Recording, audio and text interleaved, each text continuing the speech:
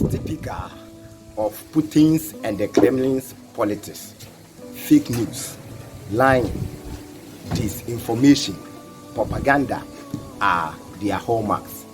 Indeed, Putin and the Kremlin does not need a reason before they undertake any action, because reasons can always be manufactured by them to justify their actions.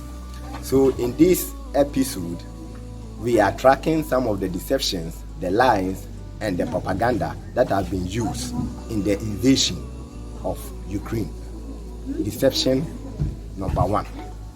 Before 24th of February 2022, intelligence from open sources and the United States of America have stated that Putin is planning to invade Ukraine before the Winter Olympics ends, or Putin will invade Ukraine just after the Winter Olympics.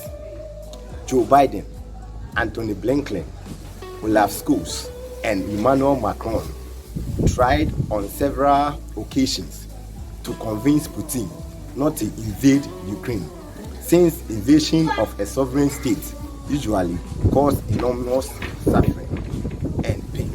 But we only saw Putin coming out to dismiss the claim, saying that they are just Western hysteria. But truly, on the 24th of February 2022, we saw Putin launching a full invasion of Ukraine.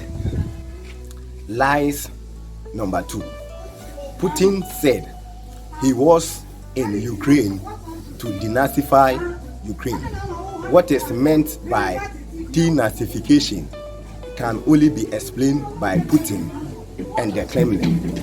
But eventually, Putin and his forces are in Ukraine, grabbing lands, stealing grains, stealing sunflower oil, and stealing metals and the children of Ukraine. It is estimated that about 600,000 tons of grains have been stolen from Ukraine. 15,000 tons of sunflower seed have been stolen.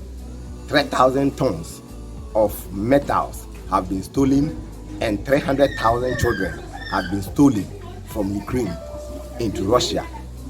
20% of Ukrainian lands are now under occupation by Putin and his forces. There are also hostilities on all fronts against Ukrainians. Lies number 3. Putin have said that they have discovered biological weapon laboratories in Ukraine. They have said that this program are being undertaken by the United States government and the Ukrainian government. The world is still waiting on Putin to put any evidence out to this effect. But up to now, there have not been any evidence to this effect. Lies number 4. Putin have said that his invasion of Ukraine was to protect ethnic Russians in Ukraine. But in fact, ethnic Russians in Ukraine have never been under attack.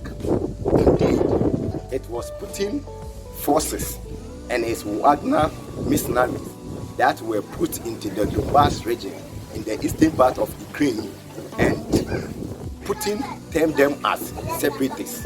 It was these Wagner forces and Putin's army that were committing atrocities and massacres against Ukrainians on their land. So if we are looking for people who were actually killing ethnic Russians in Ukraine, then it was the Wagner and Putin forces. We said that throughout the invasion, ethnic Russians have suffered most from Putin shelling and missiles than ethnic Ukrainians in Ukraine, because Kharkiv, Kramatorsk, Sumy, and Mariupol are all ethnic Russian cities. But these are the places that have suffered more from Putin's missiles.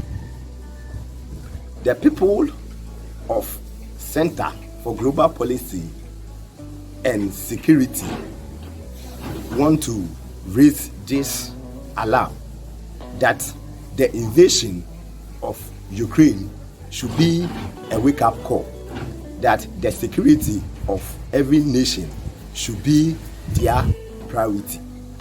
We say that the United States, the United Kingdom, Poland, and few other countries have shown support, and we mean enormous support, to the people of Ukraine, and they continue to offer aid and security assistance to Ukraine. But most countries have chosen Putin'S gas and fuel over the lives of Ukrainians. We say that they have disappointed democracy, and they have disappointed freedom, and they have disappointed the people of Ukraine. This means that security of every nation is their concern, not the concerns of the world. Emmanuel for Center for Global Policy and Security. Thank you.